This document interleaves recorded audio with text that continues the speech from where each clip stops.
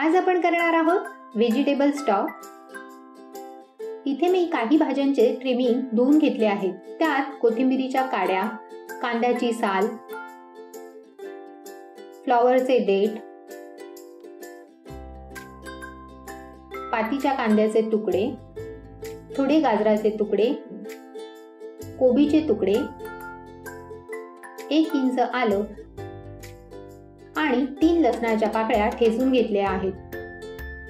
कुकरमध्ये 1 लिटर पाणी घेतलं आहे। त्यात ह्या भाज्या टाकूया।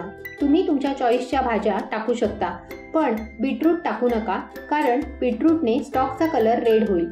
आपल्या एका सबस्क्रायबरने ह्या रेसिपीची रिक्वेस्ट केली होती, ती तुम्ही स्क्रीनवर पाहू शकता। आता ह्यात 4 ते 5 क्रश काळी मिरी, 2 लवंगा, 1 दालचिनीचा तुकडा आणि 1 तमालपत्र टाकूया। कुकरचं झाकण लावून 5 शिट्ट्या घेऊया। 5 शिट्ट्या झाल्या आहेत। कुकरची वाफ जिरली आहे। लीड ओपन करूया।